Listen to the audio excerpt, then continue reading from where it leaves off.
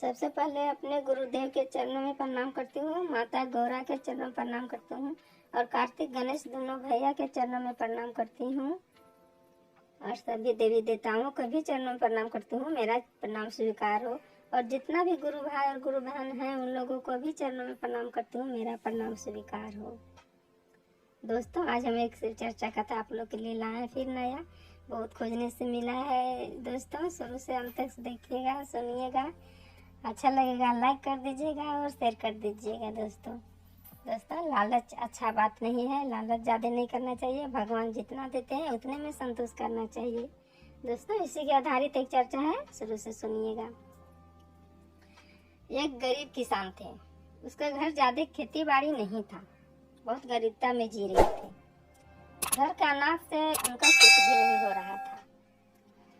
तो उनका पत्नी कहती थी कि इतना सुन के कमाए में आपको क्या होगा, तो बाहर कमाइए जाइए, इतना घर का खेती में कुछ हो ही नहीं रहा है, तो घर का खेती देख के क्या करिएगा।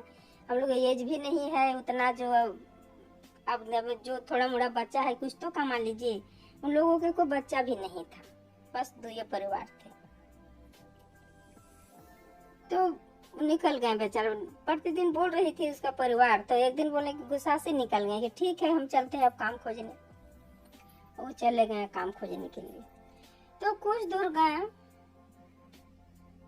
एक दिन बीता जाते, रास्ता बाहर जा रहे थे, तो दूसरा दिन में उसको एक जगह मिला, एक बहुत बड़ा राजा के घर, बहुत बड़ा घर था। वहाँ एक दरवानी खड़ा था, तो उधर से वो गुजर रहे थे। दरवानी चिल्ला के बोलता है कि ए भाई साहब कहाँ जा रहे हैं। तो ये बोलते हैं कि किसान कि भैया हम जा रहे हैं काम खोजने के लिए, हमको काम की जरूरत है, काम के तलाश में जा रहे हैं, जहाँ भी काम मिलेगा वहाँ करेंगे। दरवानी कहता है काम चाहते हैं आप, काम खोज रहे हैं, ठीक है रुक जाइए। तो वो रुका, रुकिए हम मालिक को बुलाते हैं। तो वो दरवानी था, वो मालिक को बुलाया। मालिक आया, बोला आपको काम चाहिए? बोला हाँ सर हमको काम चाहिए, को पैसा कमाना है और घर में ज्यादा खेती बाड़ी है नहीं, इसलिए हम बाहर निकल गए हैं। बोला ठीक है, मेरा वहां पर जाके देखो बहुत दिन से बंजर पड़ा हुआ है वो खेत, जाओ वहाँ अनाज तुम डालो, वहाँ जितना अनाज होगा तुम खाना पीना बेचना जो कुछ करेगा करना, हम पूछने बोलने जाएंगे, जाओ। इतना बड़ा राजा था तो सोचे जाओ, गरीब कोई खाएगा करके, इतना दिन से तो बंजर पड़ा हुआ है उसमें कर ही नहीं रहे हैं। तो ये किसान था, चला गया उसका खेत में काम करने। और जाके जब खुदाई करने लगे वो, तो खोद रहे थे तो वहां एक अंदर से आवाज आ रहा था कि कौन खोद रहे हैं मेरा कब्र में, कौन कोदारी लगाए हैं, कौन है आप, भाग जाइए नहीं तो खा जाएंगे, भाग जाइए नहीं।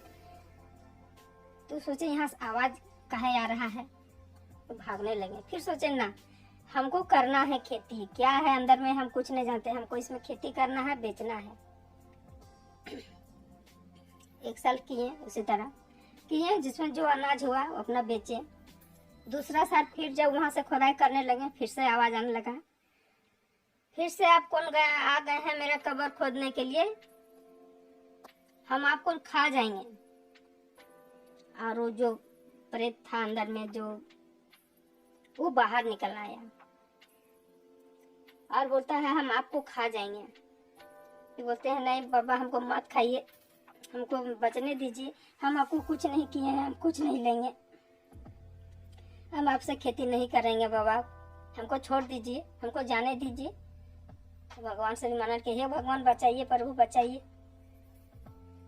फिर जो वो प्रेत कहता है कि सुनो, जाओ मेरे लिए खीर बनवा के ला दो, अगर मेरा खीर, बहुत दिन से हम भूखा हैं, खीर बना के ला दो। तो बोले ठीक है बाबा, तो अगर खीर बना के ला दोगे तो हम बहुत सारा धन देंगे तुमको, हमको खीर बना के ला दो, खिलाओ। तो आया पत्नी यहाँ, बोला कि सुनो ना, एक जगह ने हमको खीर मांगा है, दो ना, बोल रहा है बहुत सारा धन देंगे, सो दो तो आज खीर बना के। उसका पत्नी बोलती है घर में कुछ भी नहीं है, हम कौन सी की खीर बना के देंगे, कौन प्रेत मिल गया तुमको खीर खाने के लिए। उसको पत्नी डांट सुना दी। फिर ये बोले कि नहीं ये बनाओ, बेचारा कोई भी है खिला देंगे। तो खीर बना के और ले गए खाने देने के लिए प्रेत को।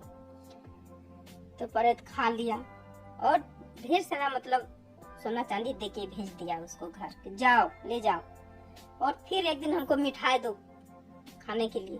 दूसरा दिन फिर बोला कि फिर हमको कल मिठाई ला के देना खाने के लिए, बहुत दिन से हम भूखा हैं।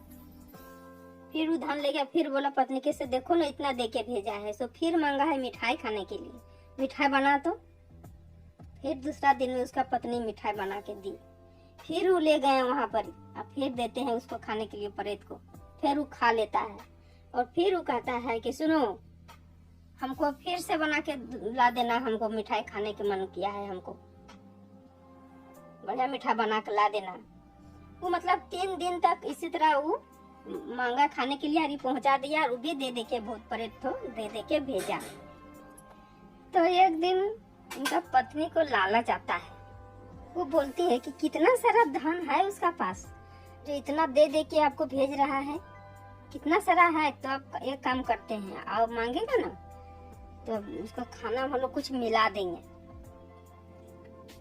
तो फिर वो खाना गया फिर लेके, तो बोला कि हमको और ला के दो कुछ दिन।